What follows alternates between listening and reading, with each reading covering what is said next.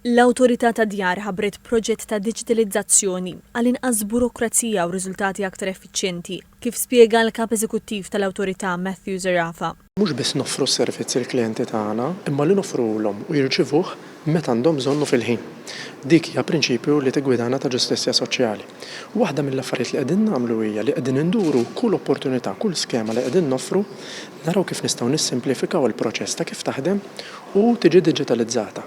Spjega li l-ewwel skema li l-Awtorità ta' Djar ħadmet fuqha sabiex tiġi kompletament diġitalizzata kienet tal-benefiċċju tal-kera li b'dan il-proġett ġdid il-benefiċjarji qed jirċievu s-sussidju b'mod aktar faċli.